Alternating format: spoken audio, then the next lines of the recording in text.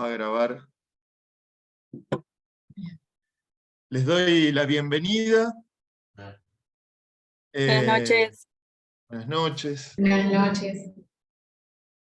Si se llega a caer la reunión, se vuelve a ingresar con el mismo link. Son las cuestiones técnicas previas. Así que bueno, les cedo la palabra a mis compañeras que van a coordinar también el espacio. Bueno, buenas noches a todos. Yo soy Sofía Cañoni. Bueno, gracias a todos por participar de este primer encuentro del espacio de lectura que funciona dentro del taller de psicoanálisis. La propuesta, imagino que ya la habrán leído, es invitarlos a leer textos freudianos, acercarnos a los fundamentos del psicoanálisis desde allí. Y bueno, allí desde donde todo surge y hacia donde todo retorna, como decía la invitación. Bueno, rescatando también un poco la vigencia clínica de estas lecturas. En este primer encuentro vamos a leer la novela familiar del neurótico, un texto de 1909, con Cristela Marechal, que ambas somos colaboradoras del taller. Vamos en un primer tiempo a puntuar el texto, y luego Maximiliano Mo, docente del taller y coordinador de este espacio, va a hacer intervenciones en el texto. También los invitamos, por supuesto, a conversarlo juntos. Pueden ir dejando preguntas en el chat o levantar la mano. Cualquiera de las dos opciones es posible. Lo ideal sería que sobre el final se abra la conversación y bueno, la dinámica es esa, que podamos conversar el texto juntos. No es una clase, sino un espacio de intercambio más bien, o es la idea, digamos, el deseo desde este lugar. Bueno, dicho esto, le cedo la palabra a Cristela, que es quien va a comenzar con la puntuación de la primera parte del texto, luego continúo yo, y después lo escuchamos a Maximiliano con su desarrollo y su intervención en el mismo. Bueno, buenas noches a todos. Yo me presento a Sofi, soy Cristela Marechal. Como decía Sofi y Maxi, los invitamos, digamos, en este espacio más que nada que lo hagamos entre todos. Si bien nosotros vamos a puntuar el texto y Maxi va el día de hoy a hacer los comentarios, intervenciones, la idea es que lo hagamos entre todos al taller, que podamos intervenir con preguntas o comentarios. Justamente que no sea una clase. Bueno, yo voy a puntuar. Con Sofía lo dividimos en dos al texto. La novela familiar del neurótico, de Freud, es un texto de 1909.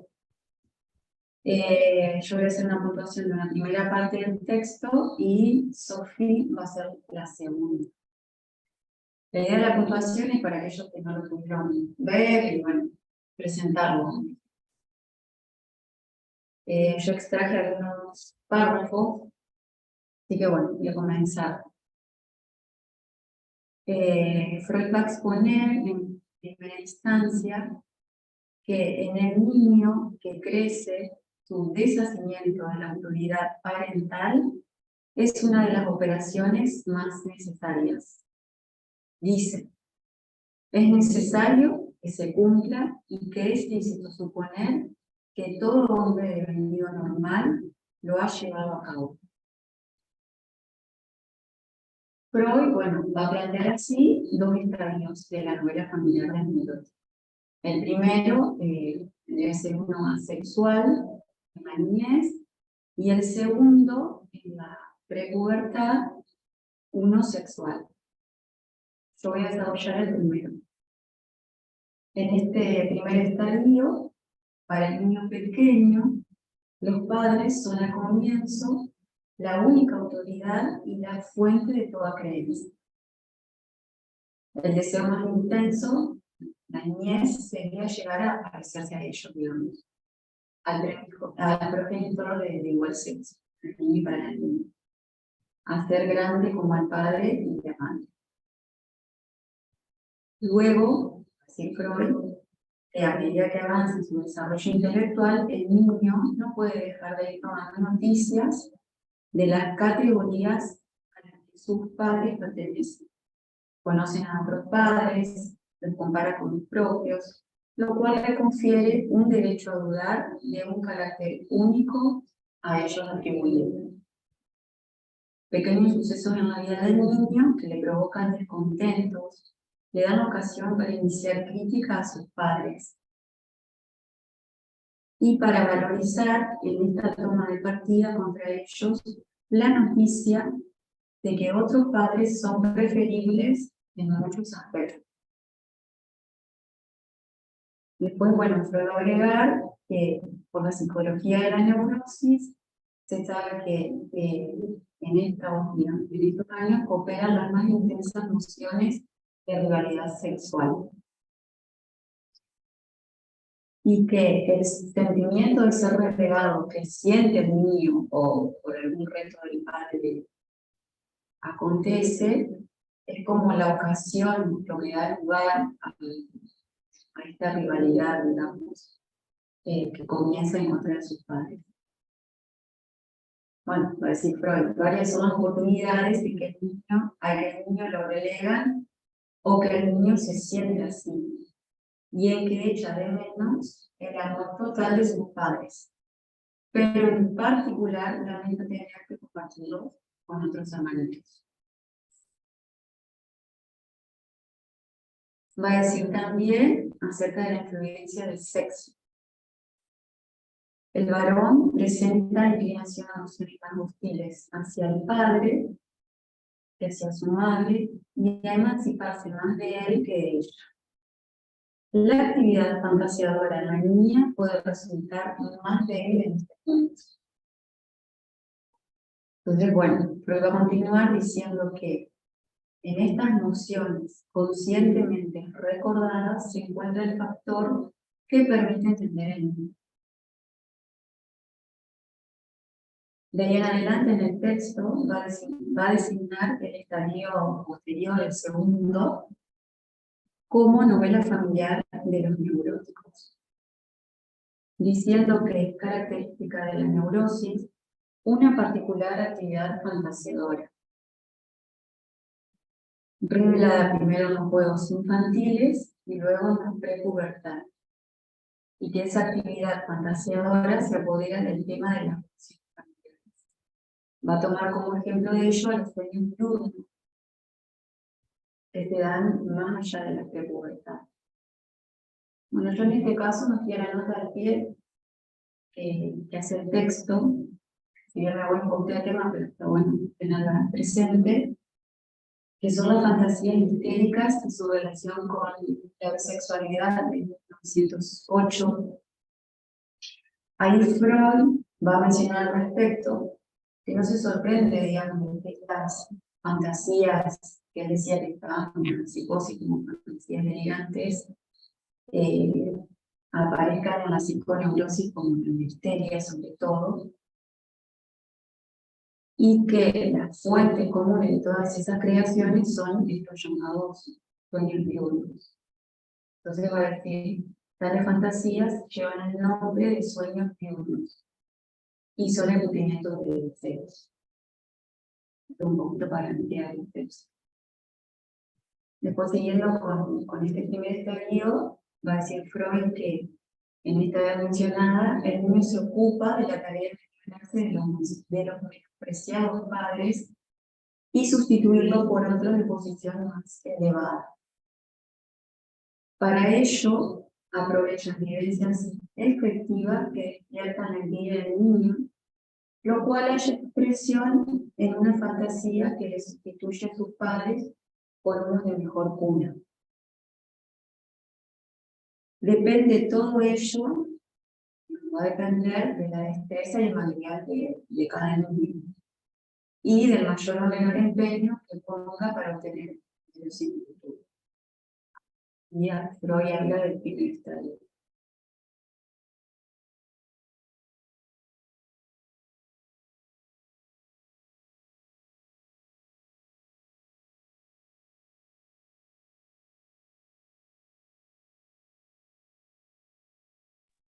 Bueno, tomo la palabra yo ahora, ya con el segundo estadio que plantea Freud en este texto.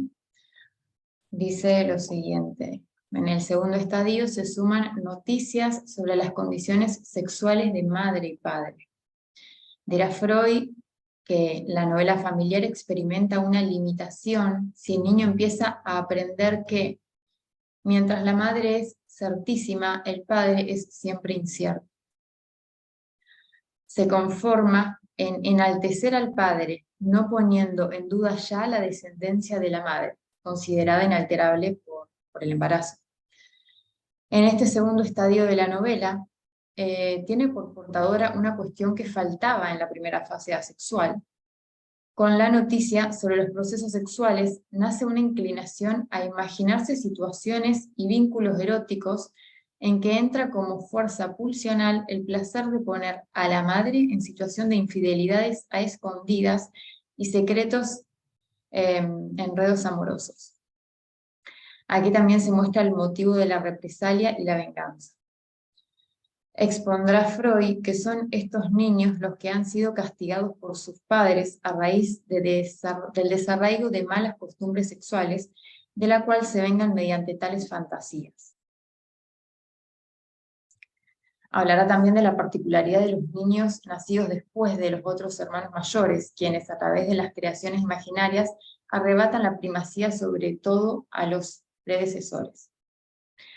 Expondrá por último que tales creaciones imaginarias no llevan en verdad intención tan maligna, acreditan ser la ternura originaria del niño hacia su padre que se ha conservado. Si uno escruta en los detalles, la más frecuente de esas fantasías noveladas, esa sustitución de ambos progenitores o del padre solo por una persona más grandiosa, descubre que estos padres nuevos y más nobles están dotados con rasgos que provienen de recuerdos reales de los padres inferiores verdaderos, de suerte que el niño no elimina al padre, sino que lo enaltece. Todo ello no es sino la expresión de añoranza del niño por la edad dichosa y perdida de su en que su padre le parecía el hombre más noble y poderoso y su madre la mujer más bella y amorosa. Entonces, se extraña del padre al que ahora conoce y regresa a aquel en quien creyó durante su primera infancia, no es en verdad sino la expresión del lamento por la desaparición de esa dichosa edad. Así concluye el texto. Así lo hemos dividido Cristela y yo, digamos, en estos dos estadios que Freud plantea, en donde estas fantasías que se inician en la primera infancia tienen en realidad, digamos, por detrás este enaltecimiento del padre. Bueno, Maxi, te cedemos la palabra ahora para tus intervenciones en cuanto a las puntuaciones que hicimos con Cristela. Bueno, muchas gracias Cristela y Sofía por las puntuaciones. Es un texto muy rico, leído por psicoanalistas, pero también por filósofos y escritores. Ricardo Piglia hace un comentario sobre este texto muy interesante en unas clases sobre Borges. En un momento, Piglia dice que la operación de Borges, después si hacemos tiempo pongo el fragmentito porque es maravilloso, pero Piglia dice ahí que la operación de Borges respecto de la literatura no es como la ficción, como la realidad aparece en la ficción. No es como una novela revela su época, o refleja su época. Es al revés, la operación de Borges es cómo está la ficción en la realidad. ¿Dónde la buscamos? ¿Cómo está ubicada la ficción en la realidad? Y dice, la ficción no es verdadera ni falsa, no se puede verificar, y sin embargo incide permanentemente. Bueno, después pasamos, si llegamos a hacer tiempo, y si no les envío esa clase porque es imperdible. Bueno, mencionaban de la novela familiar del neurótico, entonces voy tomando algunas frases, lo dividí en 3 ejes, pero lo vamos comentando. Freud comienza diciendo esto que decía Cristela del deshacimiento de la autoridad parental, respecto de la cual eran fuente de única fe y al crecer empieza a compararlo con otros y a dudar de ellos, incluso a criticarlos. Dice Freud que este desarrollo de ir separándose de la autoridad parental es fundamental para el progreso del individuo y de las sociedades. Sin embargo, hay neuróticos que parecieran fracasar en este camino. Como comentó Sofía, al final del texto revela por qué, pero lo vamos a ir retomando.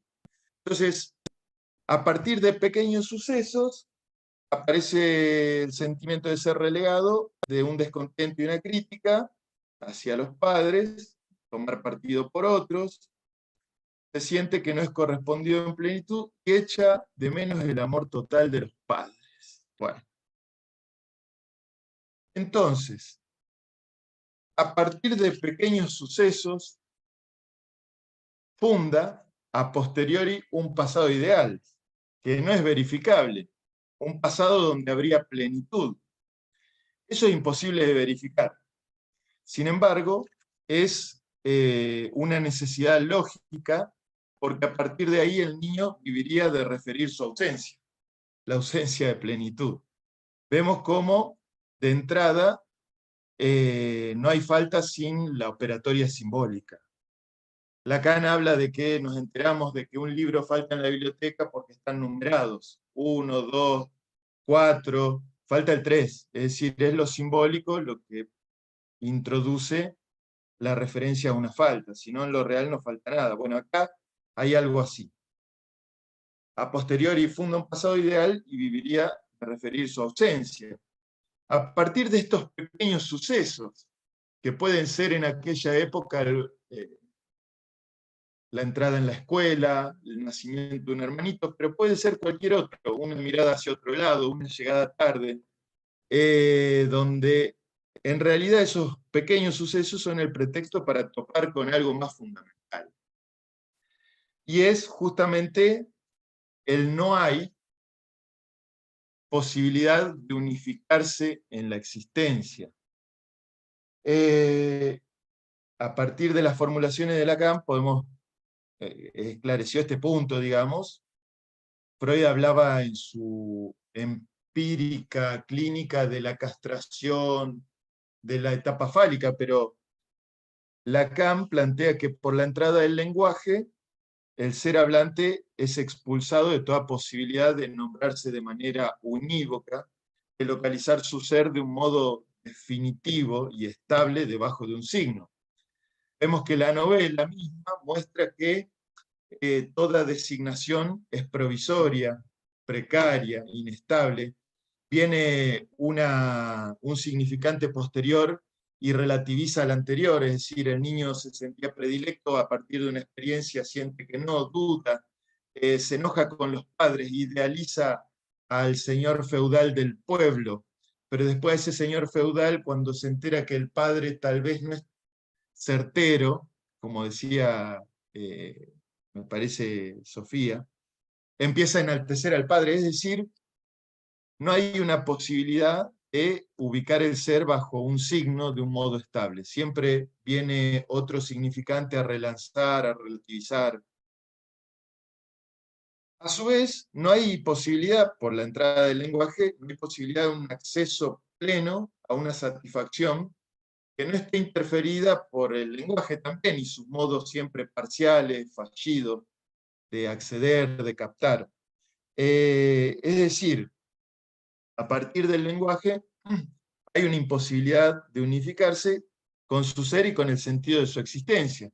Este es un fondo traumático con el que los niños de la novela topan a partir de pequeños sucesos. Hay un cuento de Faulkner que un padre le pregunta a su hijo, le da para el lado y le dice, ¿de qué habla? Y el nene dice, bueno, habla de un chico que quiere a una chica. No, no, algo tiene que hablar. Pero ¿de qué? Es decir, ese es el pretexto para topar con algo más fundamental. Y dice, de la verdad, empieza a decir otra cosa, pero quería tomar. Tal es así que ni el amor parental más consumado nos libra de los interrogantes de la existencia, incluso de la falta de fundamento último, las inestabilidades de la contingencia. A su vez, esa falta de fundamento último es la posibilidad de que haya un deseo. Imaginen que si hubiera plenitud sería la inmovilidad. El deseo mismo es una falta que no reconduce plenamente a nada de lo que creeríamos que puede satisfacer. Tiene que ver con esta falta abundante, traumática, diría, porque no se llega a cancelar, no impide soñar con la posibilidad de la completud. Y tenemos una serie, tenemos la novela del neurótico que dejó Freud, pero tenemos, por ejemplo, el mito de Platón, de recuperar las verdades que el alma había visto y perdió con la concupiscencia de la tierra, digamos, siempre la aspiración a algo que no se alcanza, y entonces los hombres están como encadenados en una caverna, condenados a ver solo sombras, es decir, suponer o referir la ausencia de una plenitud que nunca se alcanza. Rousseau también, con el estado de naturaleza del individuo, que después queda tergiversado por la entrada de la sociedad, y entonces hay toda una elucubración respecto de ese estado ideal anterior, perdido. También tenemos el paraíso de la Biblia, que me interesaba detenerme en eso brevemente, porque desde la religión misma, un filósofo, Kierkegaard, que publicó en el año 1844 el concepto de angustia, desmitifica un poco la idea del paraíso, desde la religión misma. La religión decía que el ser humano nace con el pecado original, con la mancha del pecado.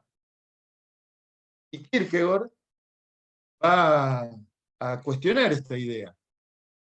Dice que que es la angustia la que engendra el pecado y no al revés. No que porque somos pecadores nos angustiamos. Es una idea muy interesante y muy afín a Freud. Freud que procuraba no leer, o decía que no leía a los filósofos para poder abocarse a su escucha, digamos. Sin embargo, hay una sintonía ahí, porque Kierkegaard va a decir que en el paraíso había un reposo, nada que desear, nada por lo cual apostar, nada por qué luchar, es decir, que había nada.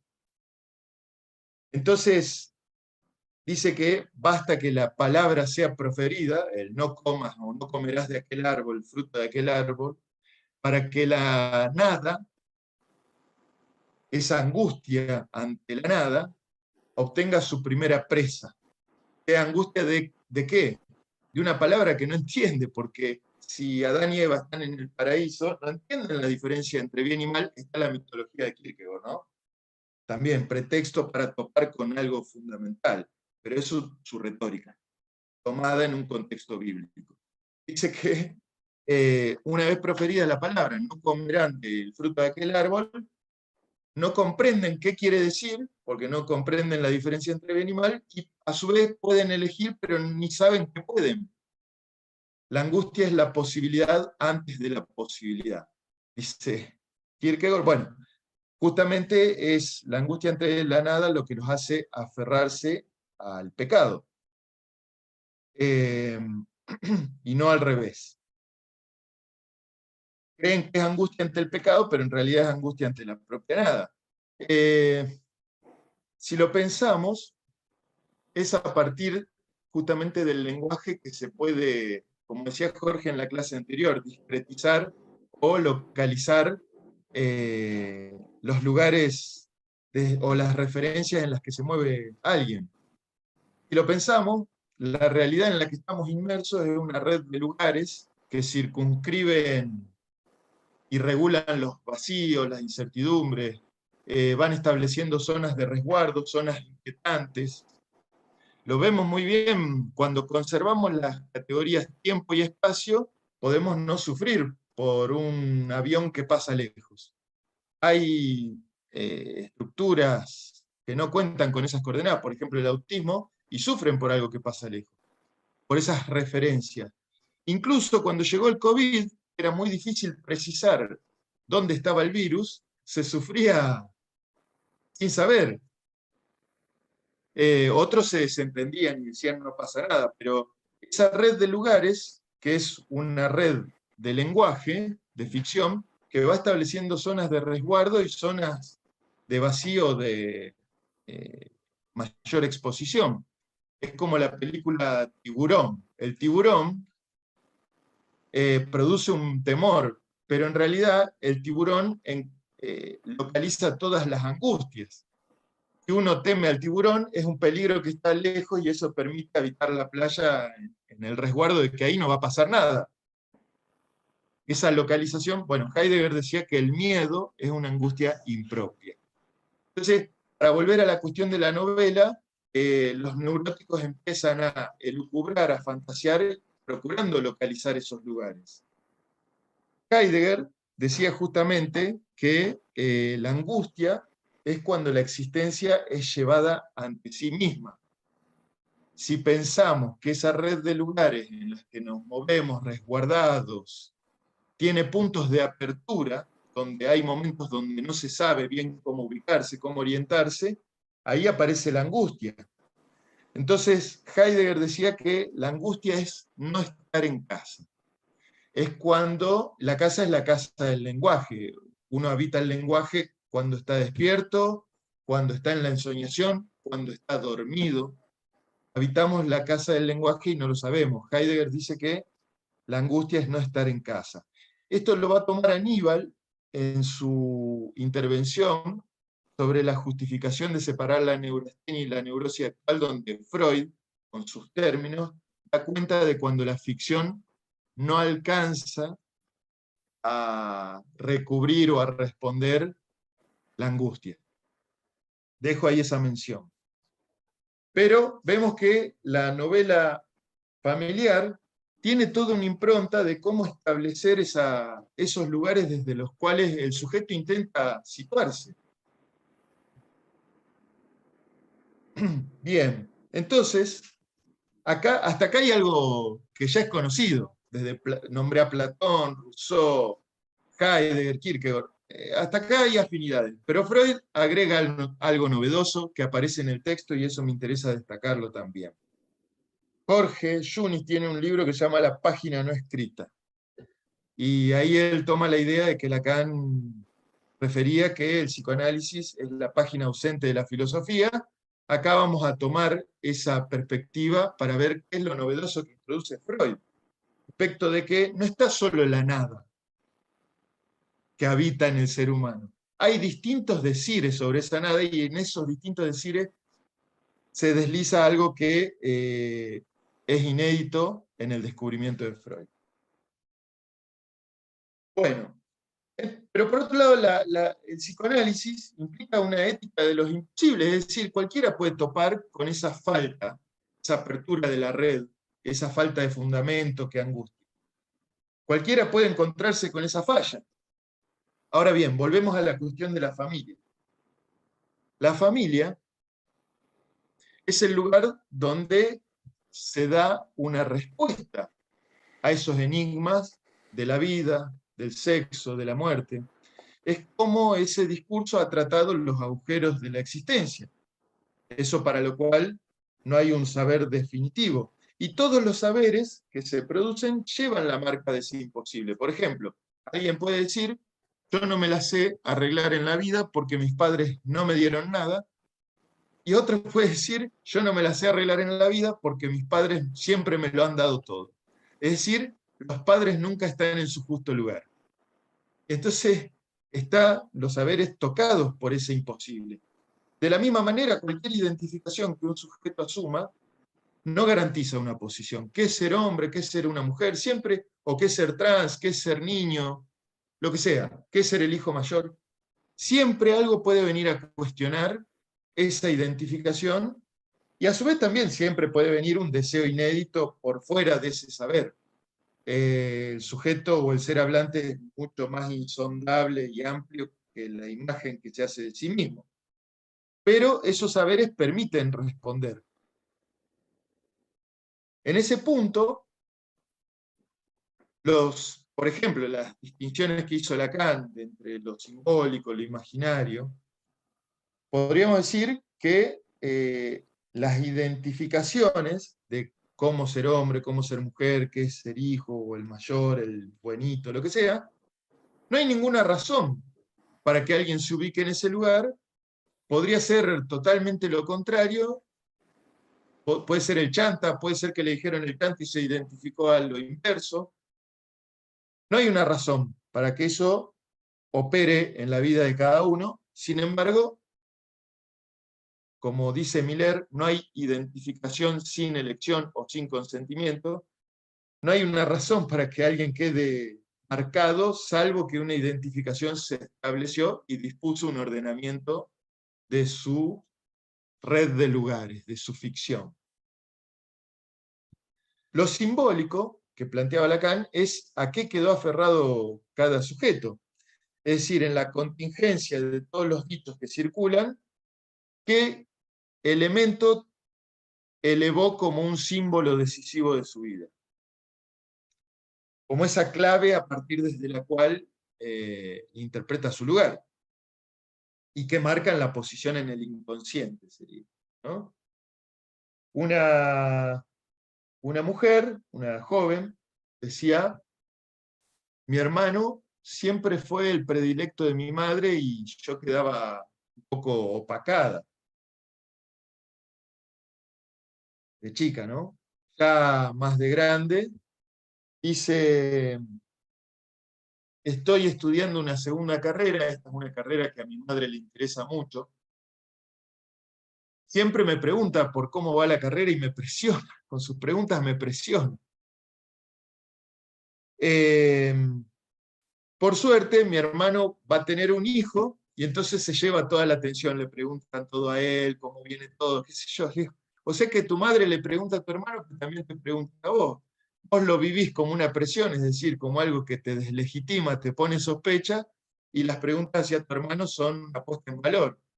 Es decir, la escucha, toda escucha tiene su propio decir, decía Heidegger, ¿no?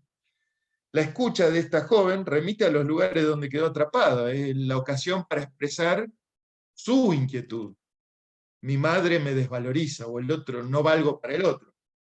Pero eso no se deduce de los dichos, más bien es el propio murmullo del sujeto incluido en el lenguaje común. En eso no hay una causa-efecto, no es mi madre produce eso. La idea de la causa-efecto oculta la causa insondable de la elección del sujeto. Bueno, pero esa marca deja una orientación para leer el mundo. Entonces, podríamos decir que la novela del neurótico es el modo de sostenerse ante lo que no se sabe. Es cómo responde ante una falla en la estructura, sería. Lo imaginario sería la adherencia a las versiones. Sobre ese fondo de no hay es no querer saber nada de eso, eso es lo que el otro quiere de mí. Lo vemos en el texto. Esa adherencia a lo imaginario para cubrir el detrás de eso no hay un parámetro. El niño duda de estos padres, pero no duda de que en otro lugar hay emperadores, hay buenos padres, el padre de los vecinos. Ese debe ser bueno, ese debe ser sin falla. Es decir, ahí hay una coordenada de la novela del neurótico. ¿Qué quiere decir? Está dispuesto, como dice Lacan en su versión del sujeto. El neurótico está dispuesto a ofrecer la falta imaginaria para sostener la completud del otro. Es decir, si no se dio, no se dio en mi caso, pero en algún lugar existe alguien sin falla. Lo mismo pasa también con el sentimiento de insuficiencia. Yo no puedo, yo no podría, no es detrás de eso, no hay un saber para responder y cada uno tiene que inventar. Que yo no sé, no podría, seguro alguien sí. Bueno, esto está expresado también en la obra de Lacan. Bueno, la idea de la castración freudiana, sujetos que se sitúan como bajo la amenaza de perder, es decir, supone la idea de la completud. o la envidia del pene, que también es dentro de la coordenada imaginaria, no tengo lo que otro tendría. Freud mencionó la envidia del pene como una posición posible, imaginaria, del Edipo, pero también mencionó el enigma de lo femenino, que está en cada sujeto. Eso que cada sujeto evita confrontarse con el enigma. Él lo llamó lo femenino, podríamos decir el enigma. Con Lacan hay un esclarecimiento en relación a la posición de lo femenino, pero lo dejo ahí. El enigma para el cual no hay una representación que absorba o que recubra todo. Eso es lo que cada sujeto evita. En el seminario 17, o el reverso del psicoanálisis, el capítulo del amo castrado habla de esto. Y ahí lo podríamos resumir en que la denuncia del neurótico, ahí dice de la histeria, la denuncia, la insatisfacción con lo que encuentra, con no encontrar su lugar o con que el otro sea inadecuado, la denuncia está al servicio de preservar el ideal. En algún lugar encontraría el objeto pleno, el acceso sin falla, solo que acá no está. Y entonces el clamor de una impotencia es el reverso de una esperanza. Esa es la trampa neurótica. En vez de topar con esa falla desde una apertura, a ver si no anduvo, desde qué otro lugar lo puedo pensar, hay una clausura en vivirlo como desilusión. Al servicio, por supuesto, de sostener la idea de que se podría acceder. Bueno, el segundo eje que pensé es un punto donde el texto gira hacia otro registro, o juega todo el tiempo, y esa es la página no escrita por la filosofía.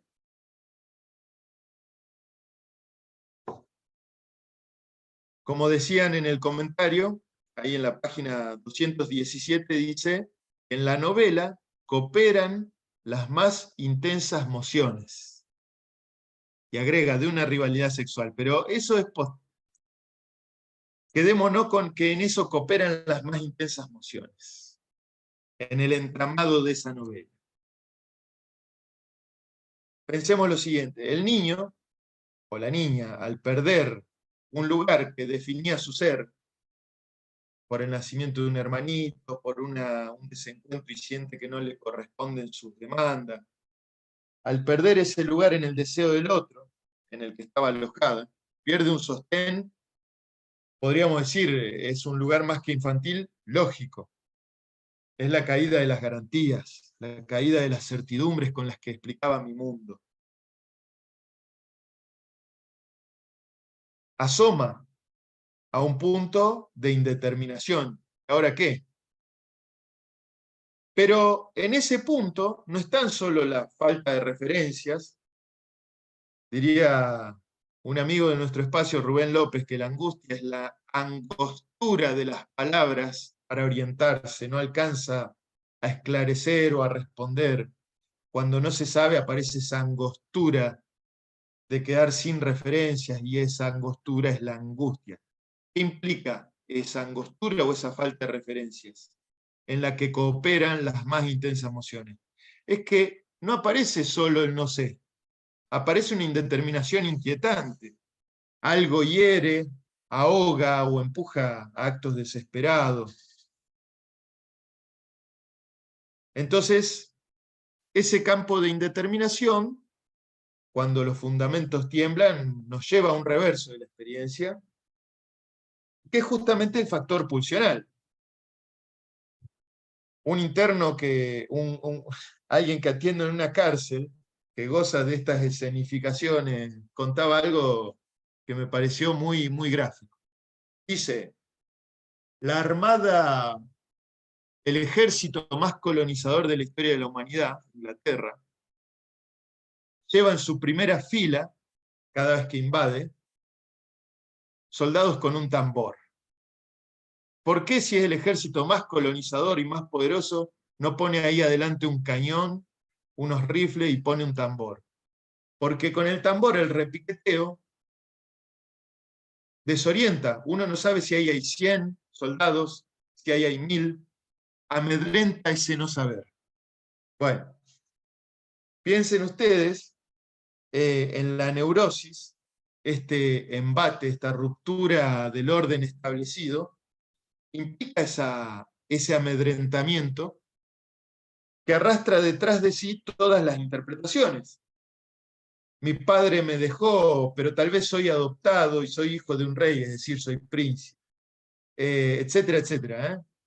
O nació un hermanito, pero tal vez un hijo ilegítimo, porque mi madre anduvo con otro, entonces el único legítimo soy yo, y este es un bastardo. Es decir, esa batalla inherente a la ruptura de un orden, a la caída de las garantías, se lleva detrás de sí todas las interpretaciones. Entonces la novela es un intento de precisar la incertidumbre. Bueno, Freud captó, entonces, en este punto, una persistencia detrás de los afanes humanos, con las más hondas consecuencias. ¿Recuerdan el texto Proyecto de Psicología para Neurólogos? En el punto 11, cuando habla de la vivencia de satisfacción, Freud dice que en la experiencia mítica de satisfacción, donde por el auxilio de un otro satisface una necesidad, esa experiencia primera de satisfacción es una experiencia mítica, del encuentro con una satisfacción mítica, que cuando intenta recuperar esa satisfacción y no puede, en vez de ir al polo perceptivo, dice, donde no puede recuperar, vean ustedes el niño que encuentra que no son correspondidas sus demandas. ¿No? Estamos un poco en la misma lógica. Eso es lo que me interesa, detrás de la novela citar una lógica. Cuando no puede lograr la identidad de percepción, la vivencia mítica, el aparato psíquico va a investir las huellas de esa vivencia, para recuperar algo de esa experiencia, ¿no? Con lo cual, vemos ahí que se desprende algo de que hay una satisfacción que no deriva de obtener el objeto. Esto es fundamental. Hay en las persistencias humanas una satisfacción que no deriva de obtener el objeto. Después, más adelante, Freud la va a llamar pulsión, es decir, que estamos empujados hacia la satisfacción, pero no indica cómo ni con qué objeto. Va a decir en Pulsión y Destino de Pulsión que la pulsión no tiene un lazo primario al objeto. Como por ejemplo Juanito, que con el hace pipí vive la satisfacción de la sexualidad, pero también vive el tormento de una sexualidad para la que no tiene respuesta. Eso puede desorientar y amedrentar, puede desgarrar la unidad imaginaria del yo. Es eso que me pasa, sería, ¿no? Bueno, es decir, que ante la incertidumbre aflora la inquietud de lo pulsional, que se desordena, que no encuentra causa y que amedrenta. Va a decir Freud, en la novela familiar, que los ensueños diurnos sirven al cumplimiento de deseos y a la rectificación de la vida. Es decir, hay una trama que no es ajena a lo pulsional, que busca vías satisfactorias.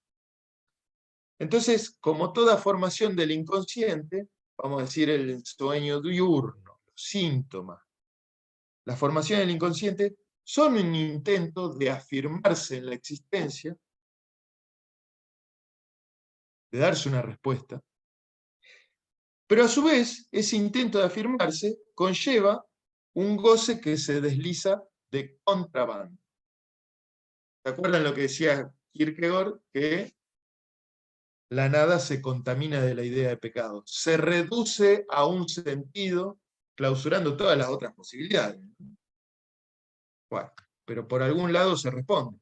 Entonces, en este cambio de registro hacia lo pulsional, podríamos decir que la novela es una operación lógica, un argumento de anudamiento que ordena el campo del goce, porque articula las excitaciones del cuerpo al otro del amor.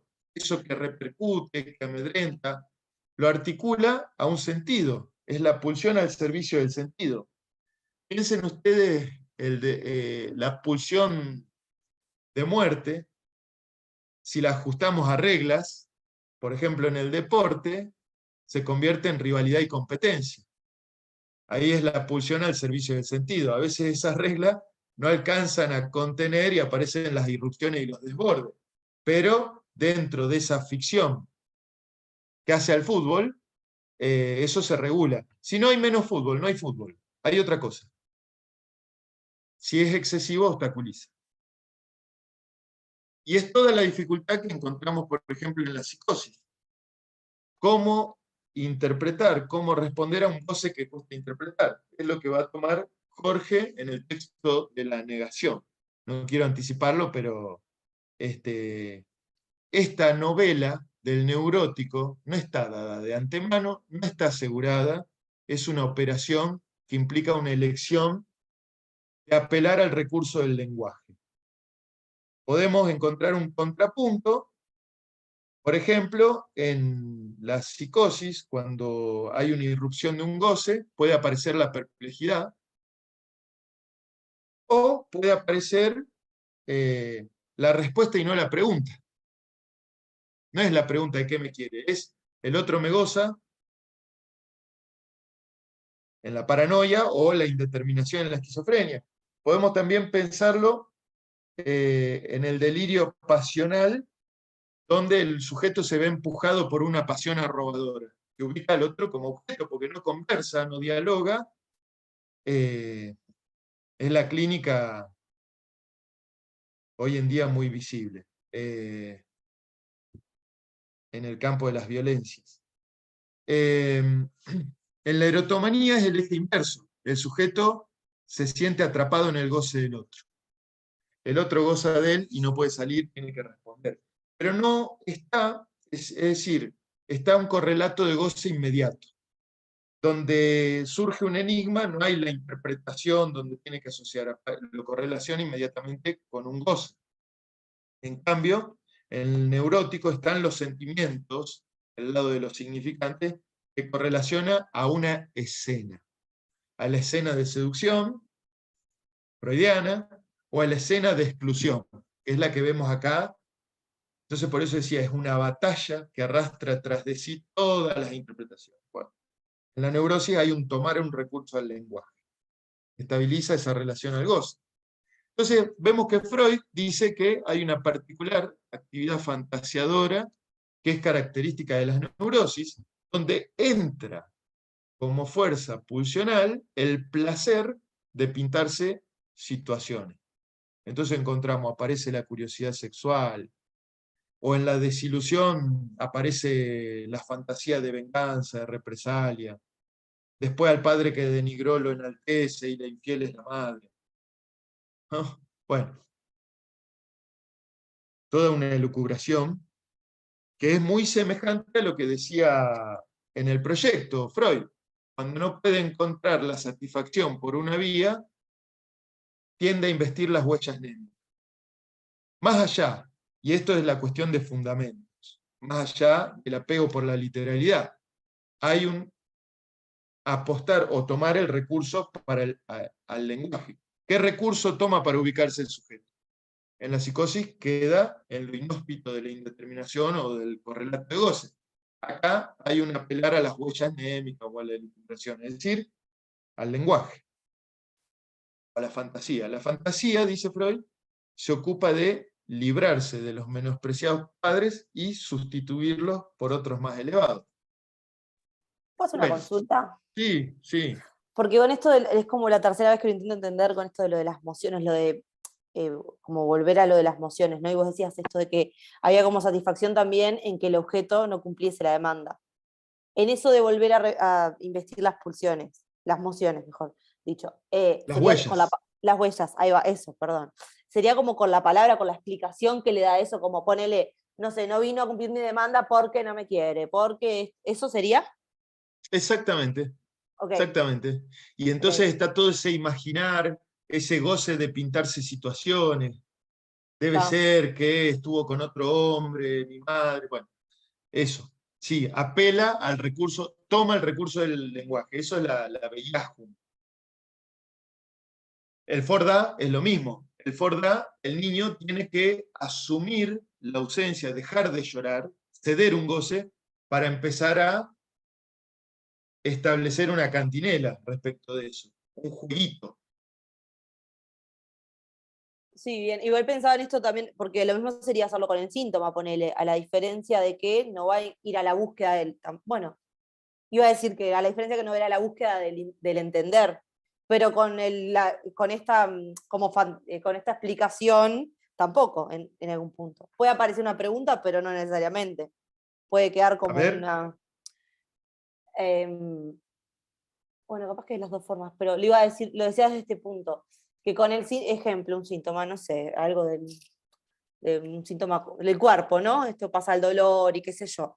Entonces digo, en esa nueva redirección de la pulsión, queda como estancada ahí, en el sentido que no hay una búsqueda muchas veces de un por qué, sino como, bueno, me dolió, me enfermé, esto, lo que sea, ¿no? sí. Iba a decir Mirá, que eso no habilitaba a lo otro, pero no necesariamente. Me parece que me autorrespondí.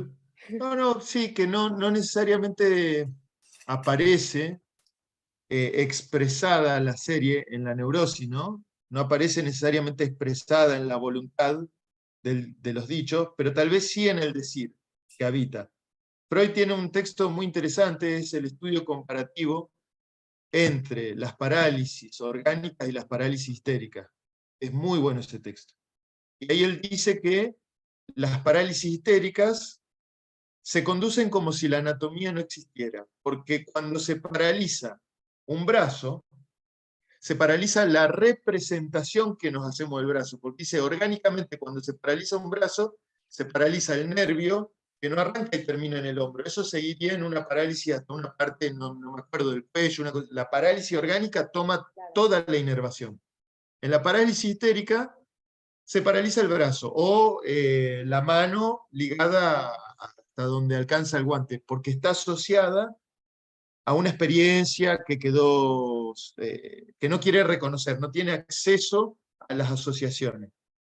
Entonces, la parálisis apunta a la representación, es decir, es el cuerpo cortado por el significante o el cuerpo ficcional.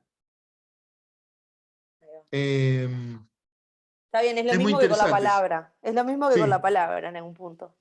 sí, Simplemente otro modo. exactamente. Es la ficción que recorta el cuerpo. Bien, gracias. Bueno, ven que cuando ingresa en el lenguaje empiezan a duplicarse los lugares. Ahí hay algo ligado al lenguaje, que es la lógica de las diferencias que están en el lenguaje, ¿no? El niño se ve relegado, se siente adoptado por unos padres de mayor valor que los que tiene. O enaltece al padre que había denigrado. O etcétera. ¿Sí? Hay una repartición de lugares que en realidad es una lógica que está en el lenguaje, y es que cada término no se define desde sí mismo, sino a partir de su diferencia con otros términos. Entonces, cada cual sitúa su lugar comparándose con otro, se identifica con los que quiere parecerse y se opone a los que quiere diferenciarse. Ayer Que es lo escuchaba mismo, sí, una entrevista que hicieron en Caja Negra a la actriz esta Jimena Barón, que ella sí, que tiene como todo un lío, qué sé yo, y es muy interesante porque ella, bueno, empieza a hacer todo un relato, habla de su padre, ¿no? Cuenta como toda la cuestión compleja de su infancia, bla, bla. Luego dice que empiezan en la actuación y que ese grupo, en esto que vos decís que enaltece a otro, que ese grupo de actores mayores la acogieron como si fuese una hija y la cuidan, entonces los enaltece, y ahí deja ver esto del padre como en esa falla, pero al final hace un revuelo y dice que el padre era un grosso y justifica un poco, es como muy interesante la entrevista en eso, como ella va y viene entre este padre que no, pero que sí, pero que lo perdona, pero que le deja la huella de, ella sigue eligiendo varones con este estilo como de su padre, entonces hay algo de esto donde que vos decías recién de que enaltece a esos otros que se puede ver, me ujú, parece, en la entrevista. sí. ahí hay una operación muy interesante, y lo digo para que lo conversemos, en general. Hay una operación muy interesante de Freud, muy lúcida, pero también ética. Él no banaliza la novela y la despatetiza, diría, la desapega de las figuras. Cuando dice un pasaje que leyó Sofía, que en realidad no denigra a los padres, sino que quiere preservar la sobreestimación. Se extraña de los padres a quien conoce y regresa a aquel en quien creyó, pero no por el apego a la aversión o a este padre, sino el afán de recuperar una edad dichosa, un lugar subjetivo. ¿Captan en esto? Sí, ¿Se o una entiende? fantasía, o una fantasía infantil. Que aunque no haya existido, es Exacto. reubicar. Y eso es muy interesante porque él dice que cuando los adultos sueñan con emperadores, esas son remisiones a figuras paternas, es decir, la sobreestimación vuelve a campear en la fantasía. Que en la neurosis la trampa, que hoy decía el clamor de una impotencia, que es el reverso de una esperanza, poder afianzarse plenamente, unificarse con su ser y el sentido de su existencia. Es toda esa sobrevaloración como lugar subjetivo persiste en la neurosis, digamos, y es lo que ante los tropiezos, la falla, se clausure, viviéndolo como una desdicha. Estaba dicho, pero acá me desdicen, y no tal vez como una contingencia que puede ser una apertura para inventar otra cosa, porque no estaba escrito. Bueno, hago un salteo voraz de lo que había preparado. La novela viene a metaforizar, digamos, el campo pulsional. Si los sujetos entran en la novela como personajes abiertos a algo distinto de ellos mismos, es porque la identidad ya está puesta en cuestión. Pueden ser esos, pueden ser otros, la madre puede ser fiel o no. Bueno, el niño mismo está dividido entre el que fantasea y los personajes que imagina. Imaginando otros, se refleja sin verse en eso que imagina, es de él, y ahí toca un goce que se le hurta inmediatamente, porque siempre es un goce de los otros, es decir, ese goce que no alcanza a notar. La trama es accesible a toda clase de tendencia, o sea que la novela tampoco es una. La novela entonces viene a atravesar un vacío. La representación vela esa imposibilidad. Pero a su vez, la novela no solo metaforiza, sino que da cuenta de las fijaciones. Siempre persiste una marca de goce que se apropia de los distintos sentidos, un murmullo detrás del lenguaje común, digamos. Freud decía, se revela en los juegos infantiles y luego se apodera de las relaciones familiares. Bueno.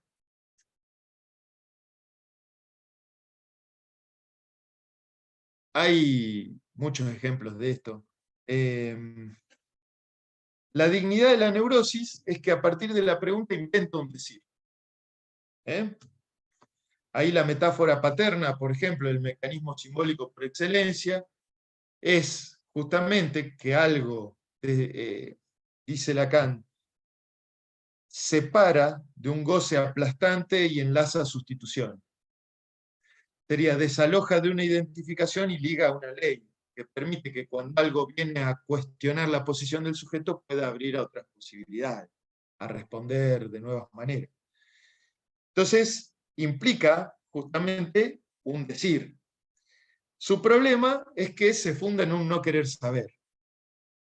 O cuanto más se adhiere a ese no querer saber. ¿Sobre qué? Sobre la falta de esperar siempre una plenitud y entonces vivir en la desdicha.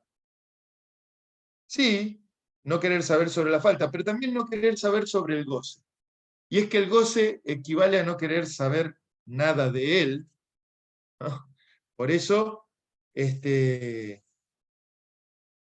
el sujeto, el ser hablante, anda muchos caminos en la vida, viaja, visita amigos, va a congresos, nos juntamos acá, pero hay un solo camino que recorre y es el camino de su propio decir, con sus fijezas, digamos.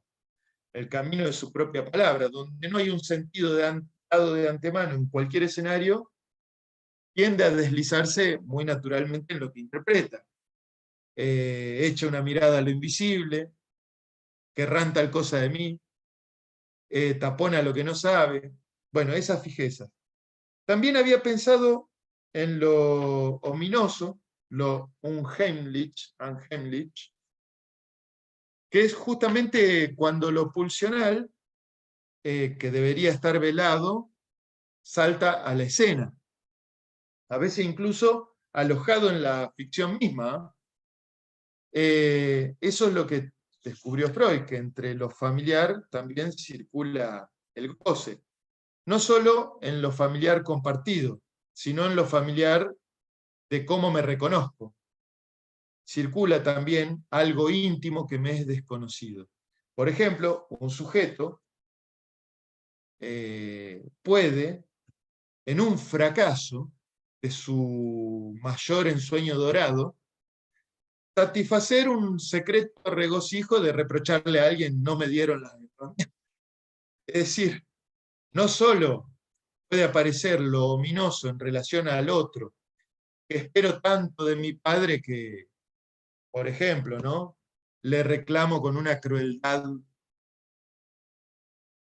Es decir, en lo familiar, en mi expectativa sobrevalorizada, desmezclo y soy muy agresivo, no solo con el otro, digamos, sino en uno mismo también está lo unheimlich, sería lo ominoso, de regocijarse de los propios fracasos porque así satisface un reproche, por ejemplo, ¿no?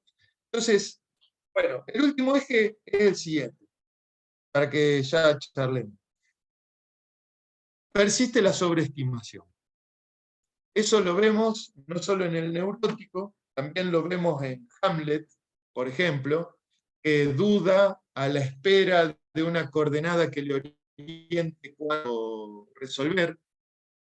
Lo vemos en la filosofía, que siempre está referida a un supuesto orden trascendente, donde al mundo le faltaría algo que podría ser restituido si lo develamos, pero que no hace más que garantizar una operación de la razón, y la razón siempre está propensa al salto de creer que ha encontrado el principio desde el que todo se explica, es decir, idealizar un lugar.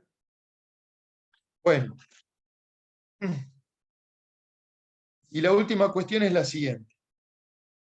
Lacan decía que en el deseo propio hay un desamparo, porque el deseo propio implica algo inédito, donde uno tiene que responder desde sí, y ahí hay un desamparo porque no puede esperar la ayuda de nadie.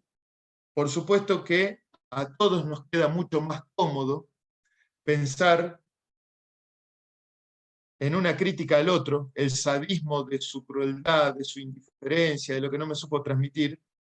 Nos queda mucho más cómodo huir a echar la culpa que interrogarnos por nuestro propio goce, o por qué deseo y cómo puedo hacerle lugar. La posición del damnificado que hace existir al otro, pero a su vez es la barrera detrás de la cual olvidamos todas las otras perspectivas de qué parte me toca.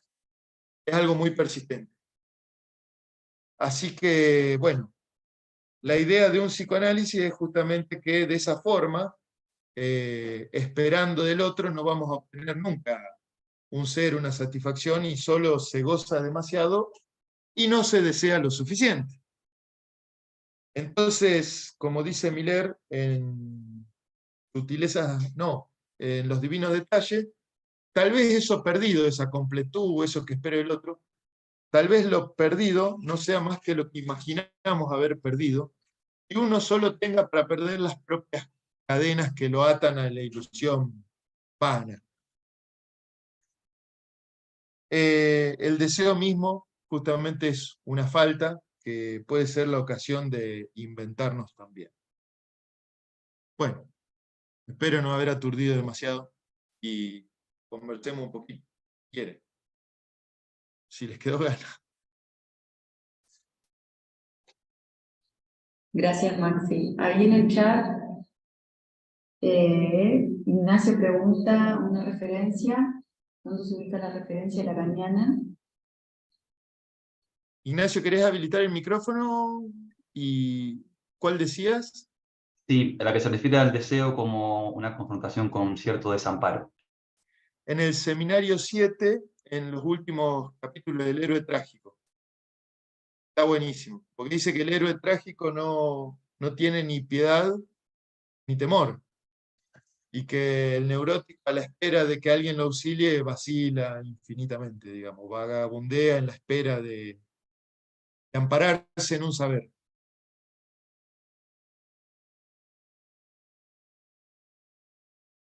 Es el último apartado, los últimos capítulos habla de eso.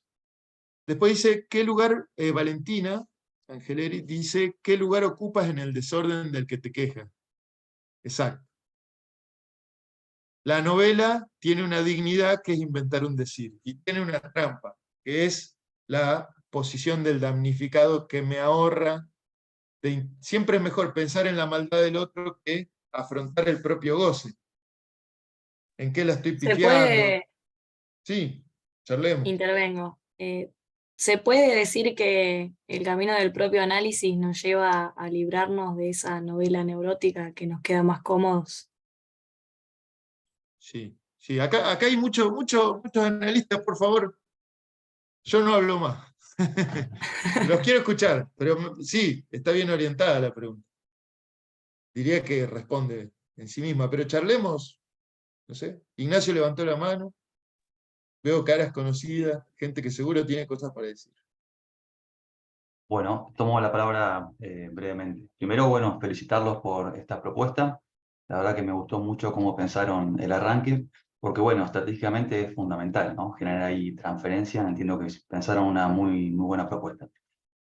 Pensaba lo siguiente, ¿no? Me enredé un poco en cuestiones conceptuales, escuchándolos a ustedes, me hicieron pensar en estas cosas y les devuelvo a ustedes a ver si me ayudan a precisar ahí algunas cuestiones. Porque, por ejemplo, esto podemos pensarlo como un concepto, la novela familiar. Cuando ustedes ven los historiales freudianos, vemos que él mismo no hizo un uso tan riguroso como, por ejemplo, de la noción de síntoma. En tal historial dice, bueno, el síntoma es este, pero no en todos los historiales dice, bueno, la novela familiar es esta, ¿no? Es decir, como es un concepto que queda ahí como flotando de alguna manera. Entonces yo me pregunto si es una tipificación, como por ejemplo las fantasías originarias, las protofantasías, etcétera, etcétera, que van y vienen, que aparecen, que puede ser que es adoptado, que no, o si tienen una consistencia lógica y estructural como es la noción de fantasma fundamental en Lacan. No sé cómo pensarlo, por eso les pregunto a ustedes qué evocó en ustedes. Bueno, está buenísima y te diría, un año de trabajo. Es un proyecto, todo un recorrido posible de investigación. Está buenísima para rastrearla porque me asemeja también como al concepto de Verwerfung, ¿viste? Que Lacan va despejando y el que lo ordena y lo sitúa en su estatuto es Lacan. Como vos decías, la idea de síntoma. Me parece que la novela está un poco en esa cuestión más empírica, como despejándola. Eh, de todas maneras, me parece que tiene coordenadas metapsicológicas que están muy claras. Eh, porque Freud dice en un momento, por ejemplo, la novela consiste en reclamar. Es toda esa ficción que recubre, vos decías, a ver, el síntoma, es decir, no está dicho así, despejado en el texto, pero está dicho, está rozado eso, que él decía, esta particular actividad fantasiosa característica de la neurosis, entra como fuerza pulsional el placer de pintarse situaciones, es decir, de cómo lo pulsional queda recubierto en un saber, en una ficción. Después no sé si Freud persistió como concepto en sí, me parece que es un texto más tipo ensayo de Freud, que una metapsicología. Vieron que Freud tiene los momentos donde ordena y establece esos textos metapsicológicos, y hay otros que son más a modo de ensayo. De todas maneras, ¿se acuerdan? Construcciones en análisis, análisis terminable, interminable, retoma estas cuestiones de la historia, las lagunas de la historia, las construcciones. No persiste en su terminología, pero sí en su lógica, me parece, con esta coordenada.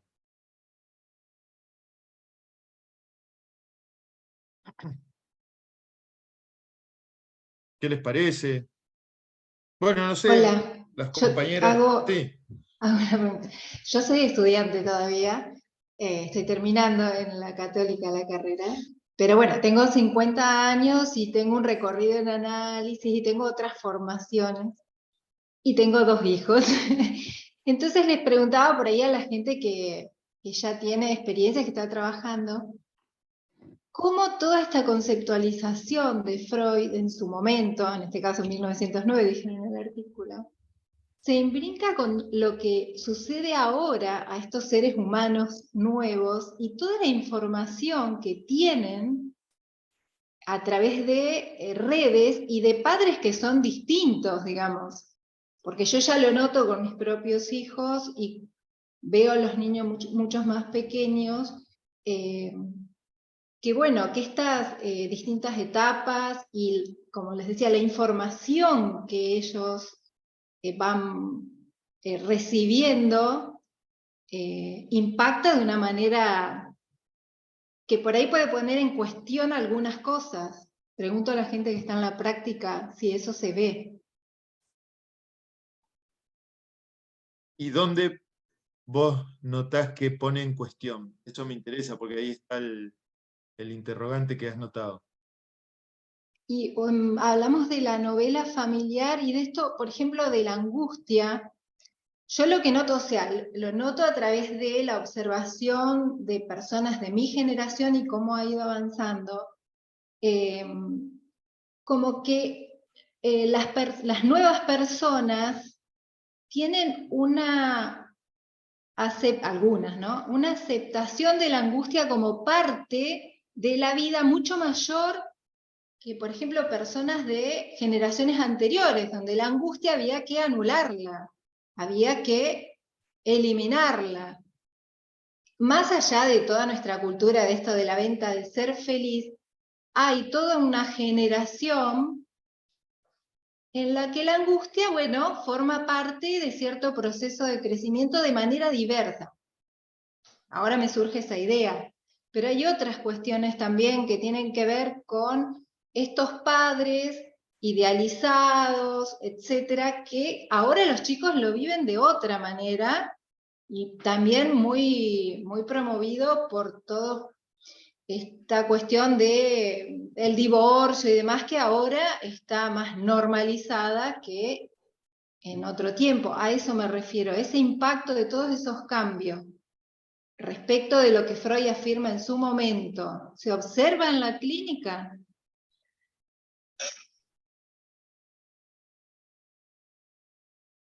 Bueno, lo podemos construir entre varias voces a la respuesta. Sí, me parece que no, es muy difícil unificar ese campo de cómo opera, porque ahí está cómo opera la nada o la incertidumbre en cada cual, a qué queda ligada, digamos. Por ejemplo, ante una separación, ante la angustia, si la novela permite responder o al contrario, deja sin recursos. Hay algo de que antes la angustia... No sé cómo pensar la cuestión de si ahora la angustia se vive menos que antes. Por ejemplo, que antes había que velarla o negarla y ahora, bueno, se permite atravesar. Me parece que ahí hay diferencias, porque también ahora con lo que vos mencionabas, digamos, la idea de felicidad obligatoria, digamos, angustia mucho porque deja sin recursos, en la inmediatez de un acceso a una satisfacción que cuando eso no está nos reconduce fácilmente a la intolerancia, bajo la ilusión. La idea de la felicidad es otra forma de sobreestimación que nos vuelve más intolerantes, digamos, o nos clausura. Sí te podría decir, respecto de la angustia, hay que ver en ese momento de suspensión o de tropiezo de la certidumbre, qué elección toma cada cual. Hay una frase que creo que es de Celdes, que decía: el desamparo que alguien vive conlleva el modo en que goza de su inconsciente. El desamparo que alguien vive conlleva el modo en que goza. Es decir, en eso que no sé, ¿con qué insiste? Va a terminar todo mal, no va a pasar nada, las energías me van a conducir, y en eso puede girar hacia desentenderse, hacia abrumarse. Podríamos decir en términos freudianos, a un deseo insatisfecho que se queja, a un deseo imposible que se impotentiza, a un deseo prevenido de la fobia que se inmoviliza. Depende, ¿no? Lo que hay hoy es la prisa por concluir, tienen las urgencias subjetivas. Eso por es ahí sí. pensaba, para responderle un poquito, que en la práctica, en términos así muy generales, sí se escuchan las diferentes novelas o los diferentes armados. Yo no hago clínica con niños o adolescentes, que quizás te referirás a eso como más actual. Pero con adultos, o quizás para dar una respuesta, sí se escuchan bastantes novelados los discursos y se sostienen. No sé si doy respuesta, pero es lo que te puedo decir. Sí, por ahí mi pregunta va, como vos decís, más a niños y adolescentes, porque yo noto desde otro lugar transformaciones, pero quizás los ejes siguen siendo los mismos y las transformaciones tienen que ver con otras cosas, o estas cuestiones fundantes que planteó Freud, también es interesante reverlas, a eso me refería con la pregunta. Sí, es interesante. A ver con qué se las arregla los sujetos para responder hoy a sus encrucijadas, digamos. Si es la novelita o otras variantes. Hay un texto muy bueno que se los voy a enviar al mail, después de Estela Solano, sobre la cigüeña y la ciencia, sobre estos temas. Tenemos que han levantado la mano en este orden: Rocío, luego Josefina y luego Valeria. Así Y que, hay bueno. una pregunta en el chat primero, Bien. de Valentina. Como intervención de María Laura se me viene el tema de la caída del nombre del padre. Creo que hoy más bien abundan las referencias y eso también genera incertidumbre. Algo de eso habrá Bien. Jorge. Después, ahora la retomamos. Sí. Bueno, buenas noches. Me encantó esta propuesta de volver a las fuentes y de leer textos freudianos. Bueno, me encanta. Aparte, Freud tiene esa escritura tan linda que después de leer a Lacan es como melódico, así. Está bueno. Me quedo pensando en esta pregunta que trae esta compañera de cómo orientarse en la clínica actual respecto de lo que ha hecho función de padre, función materna para cada quien. Y es una vuelta, es todo un trabajo previo que hay que ir haciendo, digamos, para ubicar, ¿no? Quizás no sea tan claro o tan unívoco como era en la época del padre, de Freud, donde está escrito este texto, pero me parece orientador esto que vos decías, Maximiliano, en un momento, de pensar la novela como, bueno, el modo de cada quien de sostenerse en las preguntas imposibles, ¿no? Cómo en cada situación en particular poder ubicar eso, ¿no? Que bueno, puede ser un niño, lo puede haber escuchado de un tío, de no sé, pienso en los niños que están institucionalizados, por ejemplo. ¿Qué ocurre ahí? Y es todo un rastreo, y es todo un trabajo minucioso, y es un trabajo de escucha singular muy fino para poder detectar esas funciones y verificar un poco, bueno, la vigencia de estos textos. Pensaba también en esto de la renegación de los sueños, para como le dijiste vos, los sueños de completud. Vos lo planteabas en relación, bueno, a algunos filósofos, al discurso bíblico incluso, y yo lo pensaba también tensionando un poco el texto de Freud con lo que pasa en la actualidad, con lo que se escucha, con las terapéuticas, ¿no? Trabajan con esta creencia de la armonía de la relación de los sujetos con el objeto, bueno, llevémoslo a la cuestión de la crianza con los padres, o quien esté, digamos, el familiar que esté, la persona, el adulto que esté cumpliendo esa función, donde está esta idea de, bueno, hay un modo de hacerlo bien, hay que criar de esta manera, amorosamente, hay que, todo estos mensajes como super yoicos, los efectos que generan muchas veces en los niños y en los padres, que quedan como entrampados muchas veces en lugares de mucho sufrimiento respecto de eso, ¿no? Un poco como el reverso de estas cuestiones.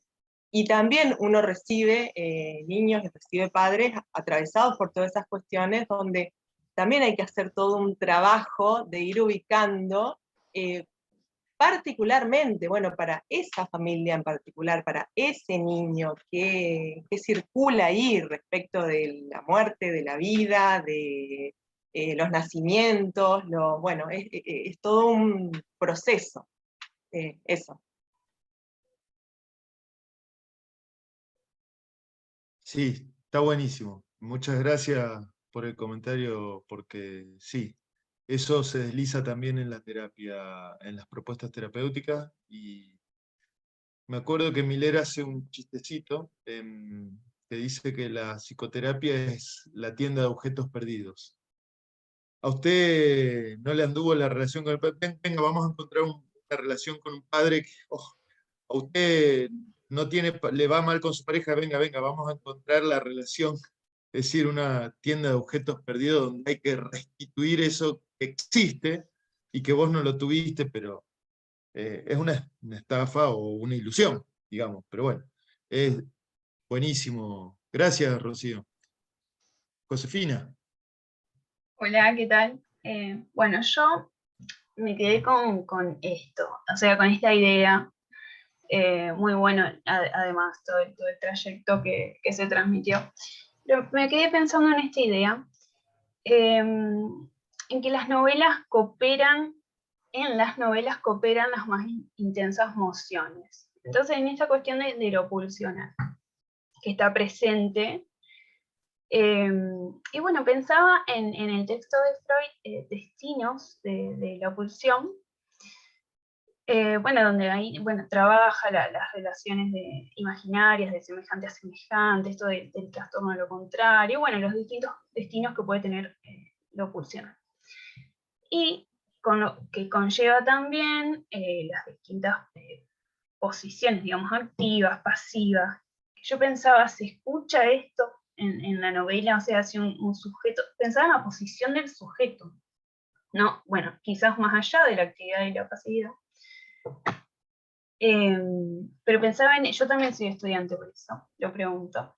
El analista, o sea, advertido de estas cuestiones en su escucha, puede rastrear estas quizás frustraciones, también hablando de la relación imaginaria. Es una pregunta, ¿no?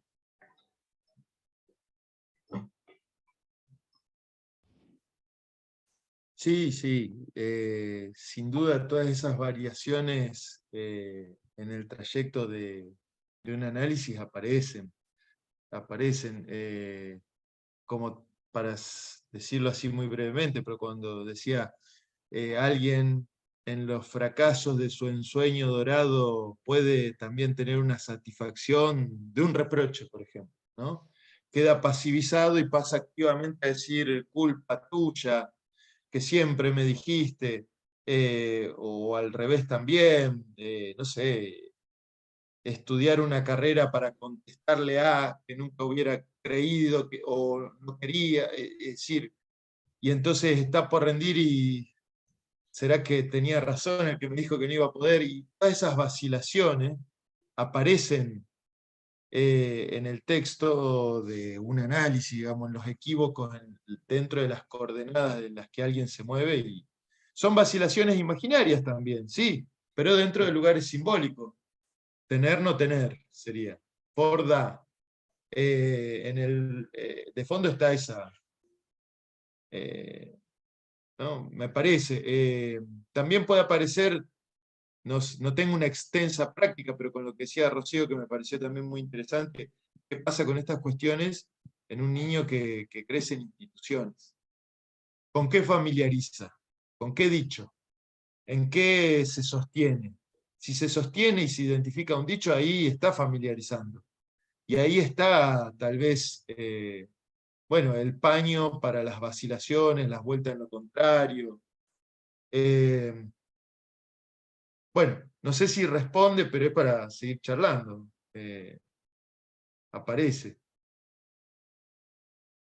Sí, Valeria y Darío. Iba a comentar como un poco en respuesta a lo de María Laura, que para atrás, pero pensando, no lo digo desde la experiencia clínica, pero como dando respuesta y pensando el mismo tema, que ella decía como esto de que hoy como que está más permitida la angustia o algo así. Yo como que me pregunto si capaz que esa angustia en respuesta a la nada es más que, a ver, como la diferenciación en que tal vez antes aparecía como la angustia, justamente sin respuesta a la nada, pero como algo que invitaba a producir, ¿no? Como esta angustia productiva, entre comillas, que podrá ser o no.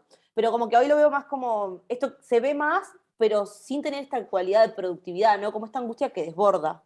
Y después como lo seguía pensando, como esto que comenta Valentina, un poco como con esta caída del nombre del padre, o sea, es como una angustia, como que no, como que hay que, me parece, preguntarse si esta angustia tan visible no termina siendo como más un síntoma de la época, más que como algo de una respuesta singular del sujeto que lo hace moverse a otra posición subjetiva.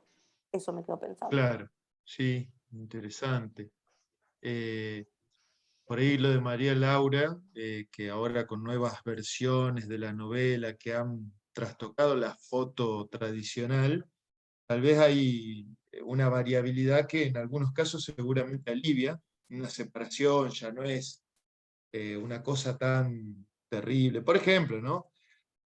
Puede tener ese valor mitigador de la posibilidad de variar, lo que antes tal vez era un libreto más difícil de correr y entonces más pesado.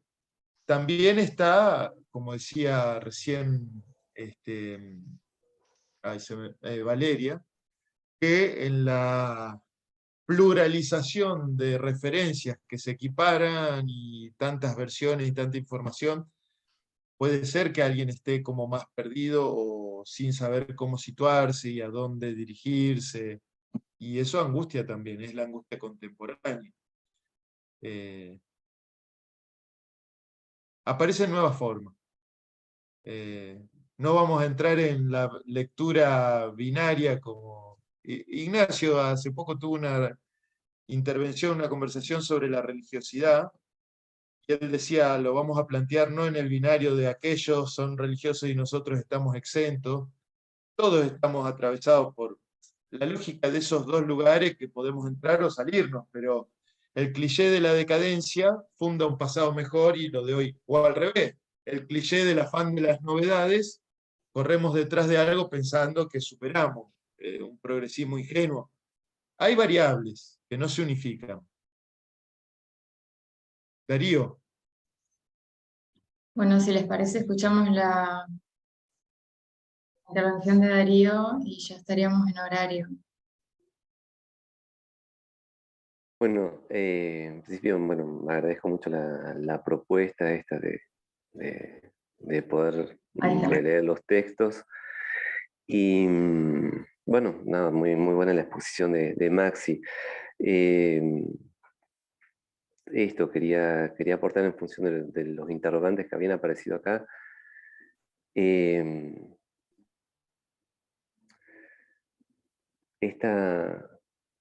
Esta idea de que también las fantasías terminan cumpliendo una función protectora y determinan algunos padecimientos. Por un lado, y por otro lado, bueno, ¿qué pasa cuando no aparece esto, la fantasía en tanto en esta función protectora? Pensaba, bueno, esto, sí, lo de la clínica de la urgencia, y también que bueno, ahí uno puede ver mucho de esto, de adolescentes, jóvenes, de los hogares de menores, los sujetos que están en instituciones. Y me acordaba de esto, una referencia que sí me había pasado Ignacio, que no la recordaba, de Miller, de Introducción al Método Psicoanalítico, que él dice, como casi de un modo bastante taxativo, son los sujetos más difíciles de cambiar, aquellos que no fueron deseados en el nacimiento o en los primeros años. Que eso también abre a otra clínica. Igual uno termina pensando es mejor tener una fantasía, padecer de ella y en todo caso tratar de rectificar algo de eso, a bueno, tener sujetos que no fueron deseados por nadie, que realmente estos son muy difíciles para trabajar.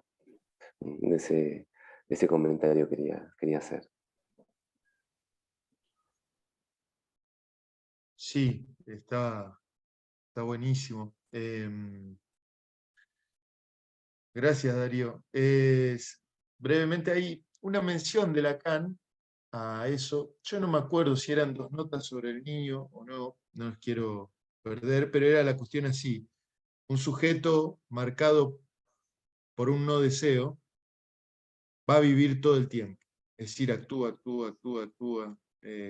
pone a prueba el deseo, o se entrega a una vocación de desecho, pero actos, deja muy desarraigado. Incluso cuando hay recursos, pone a prueba el deseo, si está tocado, marcado, por eso no es si nadie deseó, si él quedó tomado en ese punto, sí, está esa, va a vivir todo el tiempo, me acuerdo de esa. Sí, inclusive Miller dice, puntualmente también, bastante polémico, pero bueno, dice el caso de los que fueron adoptados, como viendo ahí, como definiendo como cierta tipología, que yo, bueno, coincido en eso. Sí. Por otro lado, estoy en una cátedra clínica con niños y mi compañero siempre dice, ¿y qué? ¿Y usted no fue adoptado? ¿Quién no fue adoptado? Por el lenguaje, dice, a ver si uno ha consentido lo que transmiten o no. Pero bueno, es el chiste de todos somos adoptados, por otro lado, o podemos no ser adoptados o no adoptar lo que nos transmiten. Hay una cuestión ahí, pero claro, cuando eso aparece en su cara más real, difícil de conmover, es muy problemático. También están los casos en los que no se trata de niños o adolescentes que han sido adoptados, pero casi todos se preguntan siempre por el deseo del otro, digamos, si han sido deseados, que es un poco también lo que expone esto de la novela, y esa necesidad de proclamar ilegítimos a sus hermanos, o la comparación constante, que por ahí se ve un poco más al reverso, ¿no? Como si los padres enaltecen a sus hermanos más que a ellos mismos. Yo lo veo un poco más al reverso en lo que es, digamos, las expresiones que se escuchan. Por eso me llamó la atención ese ese apartado del texto. Esa necesidad de colocar en el lugar de ilegítimos, incluso que se asocia a esa fantasía de que la madre ha sido infiel y ha tenido amantes, entonces le atribuye a sus hermanos esos otros posibles padres desde el lugar de la fantasía. Y también esto de preguntarse quién es uno para el otro, en donde no hay respuesta por lo general, en cómo interviene el fantasma de uno como respuesta en ese lugar.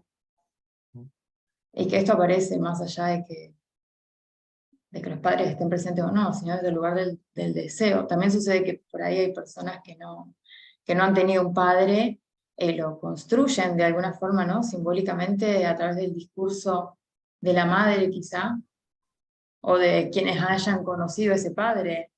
Desde el discurso lo van armando y tienen, digamos, una construcción simbólica, paterna, de algo que en realidad nunca fue real, pero se construye. ¿Puede ser? Sí, sí, absolutamente. En la clínica, yo porque trabajo ahí, pero sin duda aparece en otros ámbitos, pero en la clínica carcelaria hay jóvenes que tienen tatuados los nombres de su madre con coronas, con emblemas de la realeza, ¿no? Y uno a veces puede preguntar y nota que ahí no hubo mucha presencia, o hubo un abandono, o una madre tal vez que estaba invadida por un consumo, situaciones de desamparo, digamos, y en esa inscripción en la piel, intentar construir una cierta marca sobre la cual afirmarse y respecto del cual ser alojado. Como decía Rocío ahí en un comentario, un deseo, un sujeto para poder subsistir tiene que alojarse en un deseo no anónimo. No anónimo para él, cosa que las instituciones a veces no pueden suplir. No es no anónimo que yo me interese por él, es que a la inversa, a él no le sea anónimo el interés de quienes rodean, digamos. Pero sí, a veces se construye. Como antes en la guerra, ¿no? Cuando vuelva tu padre de la guerra vas a ver, y ese padre no está, pero opera. Bueno, así que, por supuesto, ahí también la novela, los efectos del lenguaje operan. Bueno, ¿les parece que hagamos una pausa acá? Sí, ya estamos en horario. Ya estamos en horario. Les transmito solamente la próxima fecha, que ya les va a llegar, pero la próxima es el 4 de mayo, donde Jorge Yunis va a comentar el texto La negación. Así que bueno, muchas gracias por sumarse. Los esperamos. Los esperamos y un gustazo. Nos vemos. Gracias, excelente recorrido, un gusto. Hasta luego. Gracias.